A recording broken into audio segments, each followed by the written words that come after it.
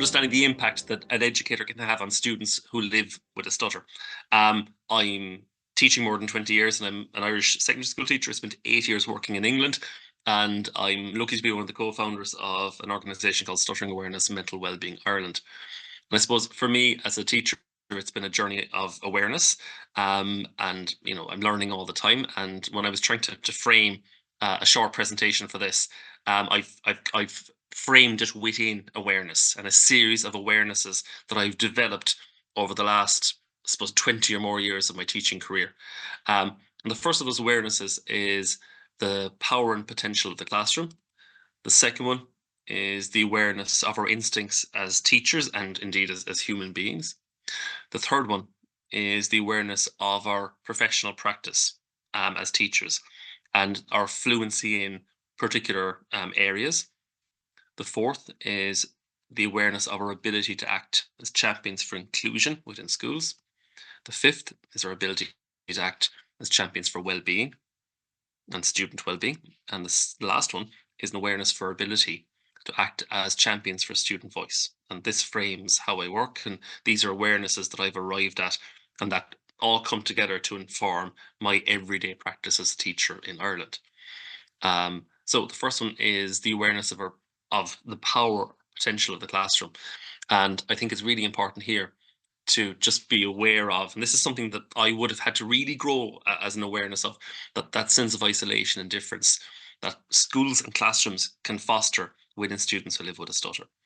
It's certainly something that I wasn't aware of as a teacher, and only learned from talking to people who live with a stutter, or I suppose it was driven home even more with my involvement in Stutter Stories, the book that Stuttering Awareness, Mental Wellbeing Ireland produced only recently, and that's available free for download on our website. And that really shook me, because I suppose I was looking at it or seeing it from a student's point of view, and for something that I couldn't have directly experienced myself as a teacher. I could only learn by talking to others and learning from them. And I suppose classrooms as well have the potential or the power, like all little microcosms of society, to be absolute bear pits or to be sanctuaries. And the dynamics within a classroom as well can really shape how people are made to feel, whatever your personal I suppose challenges are within an education setting. And that is, I suppose, really important. And that is, in many ways, that is the newest of all the awarenesses that I've picked up as a teacher, and it is the newest of all the responsibilities that I've taken on as a teacher as well, or the newest information or the flavoring of what I do every day when I act. Okay. And so much of what I do inside in the classroom, or so much of what happens inside in the classroom, is fostered by the standards I set or by the atmosphere that I foster. And I think it is so important students look to the teacher, and when students look to the teacher, they look to us for the response. They see what we're going to do. How do we react? And how we react shapes or frames how students will react. And so we have to be very cognizant of that we set the standard, we set the mood in so many ways. And we have that, and power is such a wrong word to use maybe for this, but we certainly have that responsibility. And by setting that tone, we can make or break somebody's education experience. The second one is awareness of our instincts. And when you become a teacher, so many of your instincts are good. And there's so much well-meaning within you. But one of our first instincts is to protect our students. And that goes for every teacher in every country under the sun. But there are two different areas that we protect, as I can see it. First of all, that we protect students from each other. And that would be, sort of general cruel comments and bullying that are unfortunately part of everyday life in every organization and social setting, out there. But within school as well, just to be aware of what we do and what we say and how that will inform how students treat each other. And to protect our students from what we perceive as embarrassment. So I don't want my students getting embarrassed. But I suppose it's really important for us to be aware that if we're trying to protect our students from being embarrassed, then what we can actually end up doing is we can end up making a problem worse. And we can end up reinforcing isolation. We can end up making life more uncomfortable for our students by just wanting not for them not to be embarrassed. So if we don't ask a student to read, if we don't ask them questions or whatever, then wonderful, they won't start to stutter inside in the classroom. Their stutter won't be highlighted, to other students or whatever, but they're then forced to live a life of silence. And that is just in so many ways the wrong thing to do and the wrong approach to take. We mean well by it, and for young teachers, it really is, I suppose, one of their first reactions most of the time. When I started off as a teacher, it would have been mine, and it was only after I just had a good sit down with myself as a much younger man, and had I suppose an epiphany moment here and worked out how was this good for anybody, and why should one small group of society be disadvantaged or be forced into silence because of not wanting to embarrass them, and then kind of where this would go from here. The second one is to protect ourselves, and this is a very honest one here. Especially when you're a young teacher, the long silence is something to be feared, because long silences don't exist in classrooms, are difficult to, are not something you necessarily desire, put it that way. It can be a control issue for teachers. How do you fill that long silence? And I suppose in many ways, this may be becoming less of a problem in certain education settings, because lots of schools now and lots of countries are pushing for things like group work. So the silent classroom, the teacher working, the students working with their heads down, the teachers asking the question, that's becoming a little less common, and noise and chat and interaction is becoming more prevalent. So maybe this is a little less than it would have been 20 or 25 years ago, but certainly teachers fear the silence, especially young teachers, because it can lead to opportunities or occasions where classrooms will become boisterous, and boisterous classrooms are things to be feared for young teachers, because especially with young teachers, it's all about control. So what we can do can be very well-meaning, but not in any way helpful. So when it comes to awareness of our professional practice, we're very good, or we become very good at giving age-specific praise, context-specific praise. So praising students at the right time and praising students in the right way for the age that they are. Okay, and we learn very quickly how to deliver positive and negative feedback. But I think it's very important just for us to be aware that students who live with a stutter are no different from those that don't. And so we have to be very, very careful as teachers not to patronize, and not to overdo praise, and just be careful of how we deliver that praise and what way it needs to be said. But certainly it's a case of no patronizing. Okay, so awareness and ability to act as champions for inclusion. Okay, and this is where we really come into our own as teachers, and as teachers in a modern education setting. So first thing is that we need to be aware that all students have the right to a high quality education, not just the 99% who don't stutter.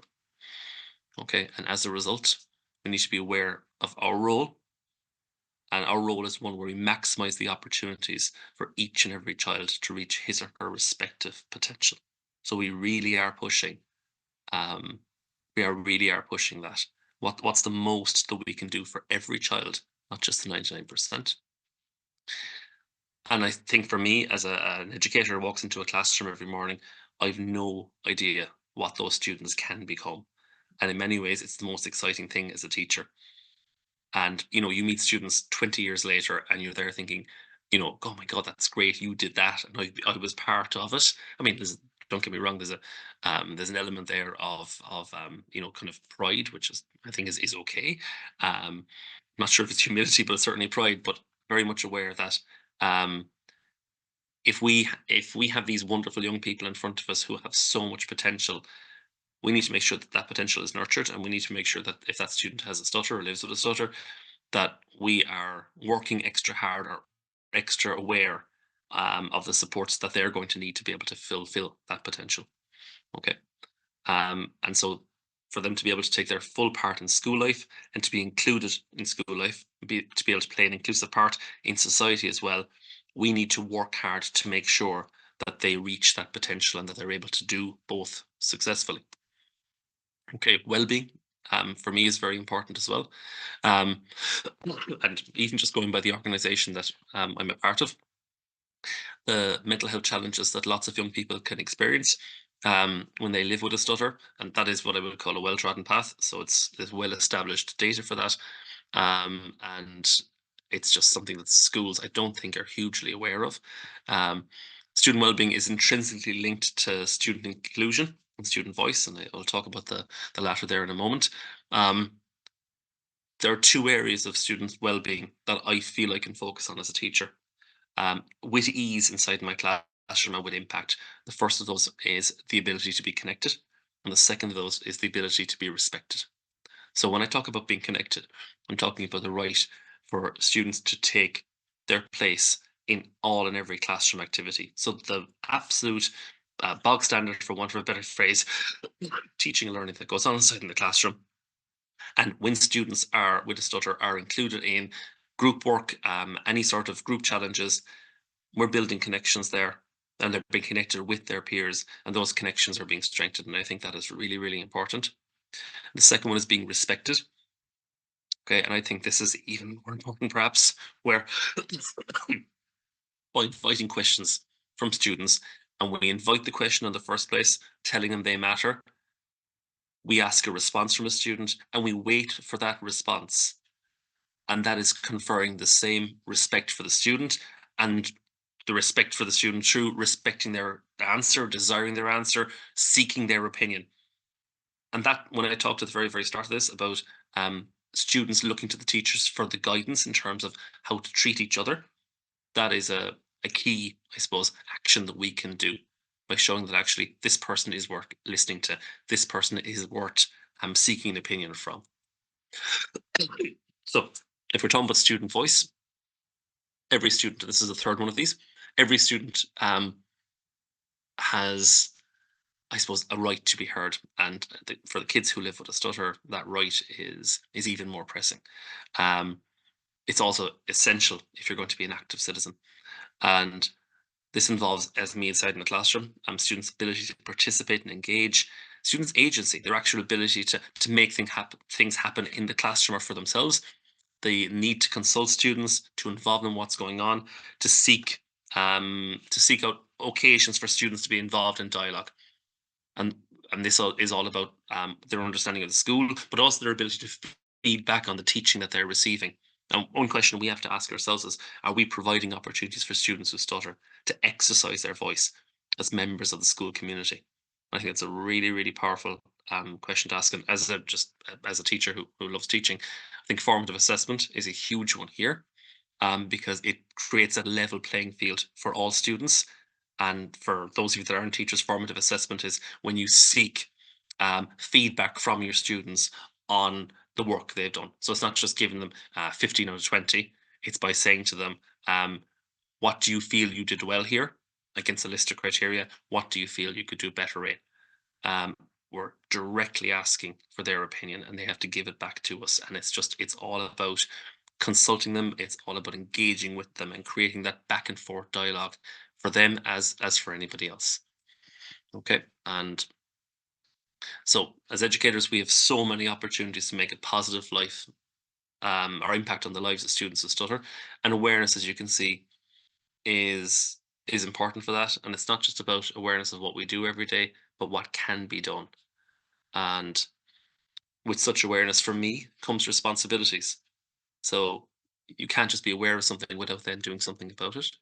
Responsibility to be ambitious for the students who live with a stutter. So we have to be ambitious for them, extra ambitious for them. A responsibility to find creative solutions to the isolation this cohort of students who stutter might experience. I suppose one of the things we might be thinking about here in Ireland would be, creating links between schools. I think one of the most creative things we've done is actually set up Stuttering Awareness and Mental Wellbeing Ireland, rather than, sitting there and kind of just, going, woe betide, this is terrible, to actually get up and do something about it. And I suppose for me as well, the responsibility to do the right thing and not do the wrong thing, and to make other people aware of what is the right thing to do and not the wrong thing to do. guys, there you have it. That is my that's my very brief and quick summary of what needs to be done. I'm just going to stop sharing the screen. And otherwise, I think I'm 1 minute over budget, 2 minutes over budget. So hopefully I'm not after upsetting the day's proceedings too much. Any questions, guys? Thank you, Yoshi.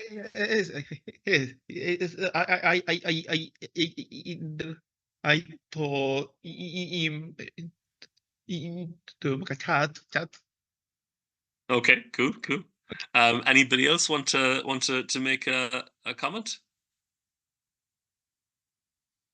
Okay, guys. There's going to be on mute there, Michael. Oh, there you go. Oh, sorry. Yeah. Michael O'Shea, excellent contribution, Tom, and everything, or Con, and everything you said made perfect sense to me. And if it was around in my time, it would definitely have made a big difference. So I think the last 10 or 15 years have changed so much in teaching, and it's a different world we work and live in now. And for all the grief that Department of Education gets here, they have done an awful lot of good. Even just framing how we talk, and in England it's the same thing as well. So yeah, I mean it's all about at least trying not to repeat the mistakes of the past would be number one, and number two, what better experiences can we create? So yeah, cool.